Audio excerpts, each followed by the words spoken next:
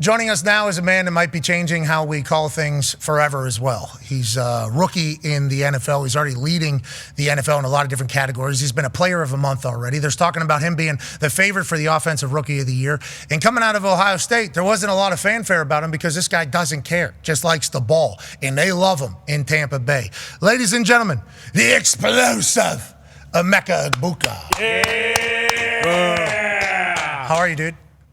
What up? How you guys doing? I'm doing good. Hey, we're great. Thank you so much for joining us. Are you an Adidas athlete? I am. I'm an Adidas athlete. Bro, they're giving money to everybody. They're trying to get into football. It feels like Adidas is trying to get into football for real. And we appreciate that Adidas is getting in, Nike's in. And I think Adidas is saying, we picked the right guy here in you. Let's chit-chat about how this has gone thus far from our perspective, okay? A.J. Hawk, obviously Ohio State legend, much like yourself. He has a tree on campus. You certainly will have a tree on campus at some point. And you might be the president of Ohio like A.J. Hawk was a couple years ago. But at Ohio State, you're always like the number 2 wide receiver or number 3 wide receiver that was in topic of conversation. Always did your job, never bitched at all. I think AJ actually said Emeka Egbuka, whenever he gets into the NFL, is going to be a guy. It has certainly been that. Do you think your journey through Ohio State, how it went, has prepared you for this type of situation being in the NFL? And have you always been like the most mature guy of all time, basically, to handle all of these things? To the first part of your question, yeah, I think Ohio State has made me ready for my NFL career in a lot of ways. I think something that the wide receiver room at Ohio State prides ourselves on is, having 3 wide receiver ones at any given time. So we have all the ability to be able to dominate any given game. And we're all super confident in that ability. And just being in that room for so many years and competing with those guys day by day just made me into such a better football player. That was part of the reason that I went to Ohio State, was because, I was a 5-star top 10 recruit, number 1 wide receiver in my class, all that type of stuff. And, could have gone anywhere. Bama, Clemson was hot at the time when I was coming out. But I wanted to go to Ohio State because I knew that that receiver room was special. And I needed to be, I wanted to grow my ability and not just see the field right away. I knew I needed to actually push myself because I have, big goals for my future in the NFL. See, that's a super mature way of looking as a 17-year-old, 18-year-old. So that goes back to the end of my thing. Yes, you've always been mature throughout it all. Go ahead, AJ. Yeah, in that receiver room, we always hear about Brian Hartline. So I actually played with Hartline. I knew firsthand that guy is an absolute stud on the field, and as a recruiter and a coach he is. But what separates him and Ryan Day, you think, as coaches that kind of continues? We know everybody has talent, but you guys just continue, 3, 4, 5 deep. It doesn't matter who they can throw to at Ohio State. You guys are going to get it done. Like, what separates them, do you think, as coaches?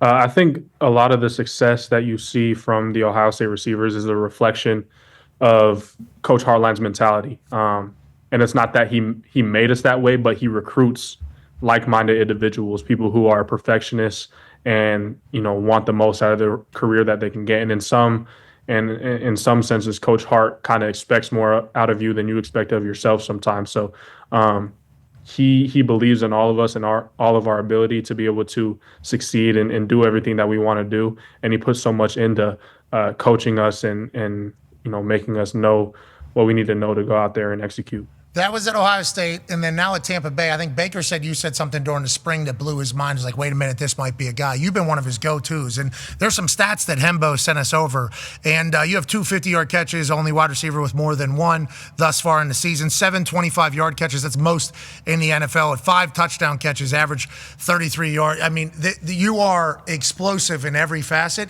and you make insane catches look very easy, and you're always open. It's not supposed to be like this for rookies in the NFL. This is supposed to be the grown man's league. You're supposed to struggle a little bit. Instead, we're seeing the best football from you and also the best football from Baker, but they're not the only ones. AQ has a question for you as a former Super Bowl champion Tampa Bay Buccaneer. Yeah, I played with Chris Godwin and Mike Evans down there. How has having them in the room, veteran leaders, as well as Baker, helped you transition in your rookie season? It's been super instrumental in my success. Obviously, the reason part of the reason I was the first round pick is because of my natural talent and my ability that God gave me. But just the confidence that they put into me, just really on the mental side of things, just making sure I know my job. They always have an open ear for me to ask any question I'm a big question asker, so I probably annoy them with how much I ask, but they're always ready to answer and give me the real. And they just pump so much confidence into me. Like Mike is a dude who's constantly in my ear telling me, you were built for this, you can do this, you were made for this. Like you're that guy. And like just having someone like that, a Hall of Famer who believes in you to that type of level, just makes you go out on the field and really, ball out and do what you were made to do. You're certainly doing that, and believing in yourself and believing in your team is potentially why you guys have 4 fourth quarter comebacks this season to start the year. The culture there is seemingly great, especially with what you just said about Mike Evans relaying to you, a man who could potentially take the mantle of the Tampa Bay Buccaneers wide receiver for the next 15 years like Mike Evans has been able to do. No pettiness, no jealousy. Instead, it's complete opposite, gassing you up. I love that. And your quarterback has been doing the same thing except for in one particular time. Go ahead, Ty. Yeah, Mecca, a couple weeks ago, Bake, and Pat mentioned it, you've had, like 1 to 2 highlight reel catches almost every single week. But a couple weeks ago, you had a sick one-handed catch. And I think we got some audio of Baker basically telling you, like, hey, Rook, use 2 hands, okay? You're making my ball look less pretty by making a one-handed catch. At this point now, a couple weeks removed from that, have you gotten – you have carte blanche now where it's basically like if Bake's going to throw it to you, it's like, hey, Bake, shut up. I'm going to snag this thing, and there's a good chance I'm going to score. How has that gone? Nah, I mean, our relationship is great. If you guys get a chance to talk to him, you can ask him. But like ever since that, sometimes I'll just one hand something in practice just to look at him and laugh. But no, we have a great relationship. It's all we're joking around, we're having fun, and that's really what it's about at the end of the day. Like we're having fun playing football, and in the high stress situation, in the lives that we live, sometimes you can lose that a little bit. Obviously, winning is the most fun thing, but just to be able to ball with your boys like you used to is something that we really enjoy. So did you enjoy Baker in that Seattle Seahawks fan? We loved it. We loved the little sauce that he still has. Yeah, absolutely. Yeah, he was balling. I'm from Seattle, so it's been a lifelong dream of mine to play in that stadium, and to have a guy like that go out there with some fire and talk to the historic fan who's always there at the opposing tunnel. It just got the whole team going, and obviously his performance speaks for itself, and he's just a baller. Don't wake him up, I think is the thing. And I talked about this yesterday. It's like teams might need to send out like emails to season ticket holders and people that are going to be there like, hey, we just don't talk to the quarterback. Don't echo Bake. Yeah, actually bring signs pro Baker. Yeah. Baker, welcome to town. Great to have you. BYU was doing that at WVU. Did you see that? Oh, yeah. They're making them ice cream and singing their songs. Wow, we went out there. Then they beat us by 50. I mean, it was unbelievable. Good ball club. Very hospitable, as is Ohio State. We don't have to get into it. We got a number 1 wide receiver in the country saying, I want to go to that place because there's other number 1 wide receivers. I'll tell you what, West Virginia would die to have that. We'd really enjoy to have that type of situation happening in our particular locker room. Now, let's talk about you and football, your football life. Go ahead, D-Bud. Yeah, Mac, you talked about your upbringing in Seattle. I think I heard on the broadcast about your spectacular baseball career growing up. You won pitch, hit, and run, started getting college offers pretty early, and then after COVID, I believe, a couple seasons were canceled, you committed, I guess, fully to football. How was that decision made? Obviously, it worked out. You said you were a 5-star, number 1 wide receiver in the country coming out as well, but how did that, final decision, how did that work out to be just straight football? Yeah, I mean, honestly, it was less of a decision and more of just like baseball just finding its way out of my life. I love the game of baseball. Still miss it from time to time, but I played my freshman and my sophomore year in high school. Then COVID hit.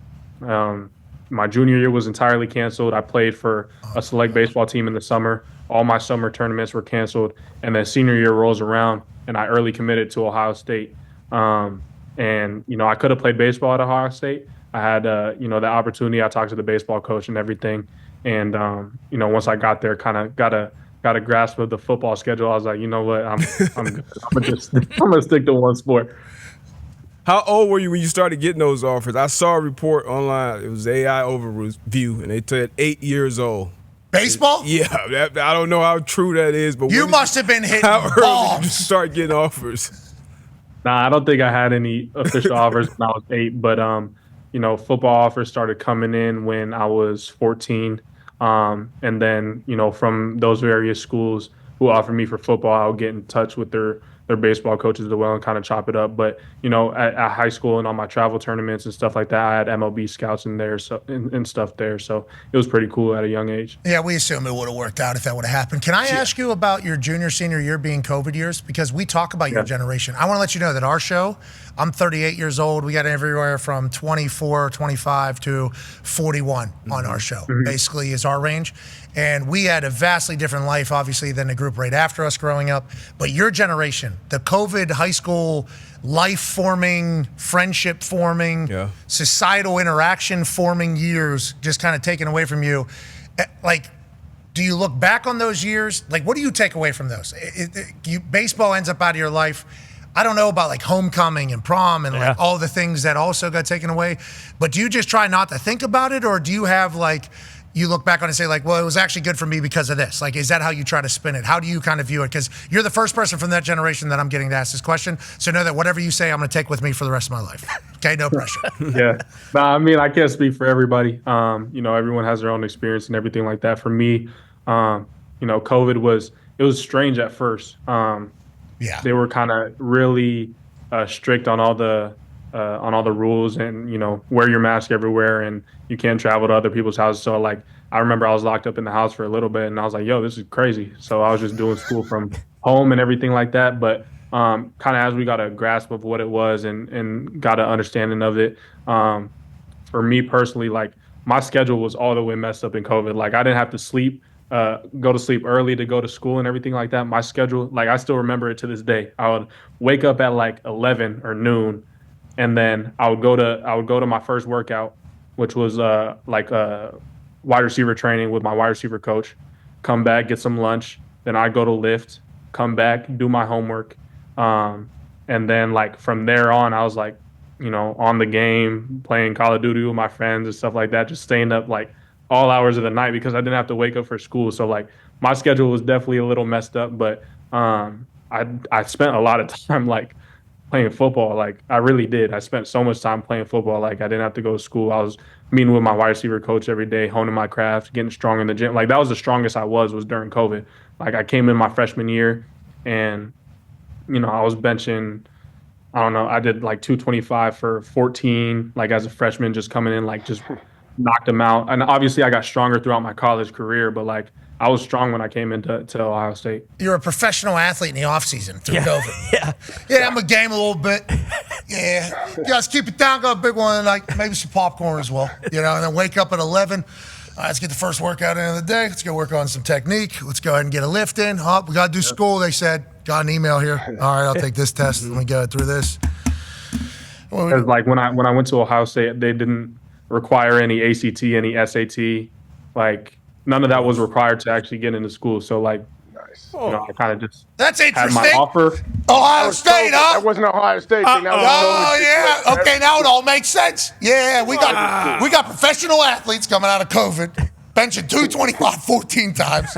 No ACT, no SAT. Come on in here. Yeah, we got all the number ones that we need. Jeez, Ryan Day's doing it right over there. And so are you, man. It's been an honor to watch you, honestly. Learn about your story more and more, and then watch you just kind of dominate the NFL while also doing that in college. I think you have multiple Ohio State records, but you were never the one that was being like heralded. So you literally just had to sit there and watch your best friends get a lot of shine, and just kind of go through it. I'll block downfield. I'll do whatever I got to do. And now you're in the NFL, and you're the superstar, dude. You've earned it. You deserve it, and we're happy for you. I appreciate you. Thanks for having me. Adidas picked the right one, man, didn't they? Yeah, they did. Yes, they did. Hey, if you know anybody at Adidas, let them know. We love ball, too. We love ball, too. You're the man. Ladies and gentlemen, Emeka Egbuka. Yeah. Let's head over to Hammer. Dahn. What does he have? He has the most yards in Ohio State history. Is that what Emeka Egbuka's record is? I think it's most receptions and yards. If I had to 200 and some receptions, I believe. Yeah. And AJ, he was literally, we had Jackson Smith and Jigba, Marvin Harrison Jr., and Garrett Wilson. Garrett Wilson in there that entire, they were the ones. JSN too. Yeah. They were the ones. Boom. Oh, the you whole said that, time. sorry. Yeah, it's Was okay. McLaurin Obviously, in there, too? You're in Hammer Dahn time. I heard it was the first one. Yeah. Yeah, Terry McLaurin maybe before he Maybe got before him. Yeah. Olave. Olave, yeah, they were. Olave, maybe. But he was never the guy that was talked about. So it's like, this guy's a superstar, but he's not the guy. So I guess we just won't talk about him. And he didn't care, AJ. You got to love that as an Ohio State Buckeye alumni. Like, that's what Ryan Day's selling almost, and they're actually living up to it. That's a beautiful thing.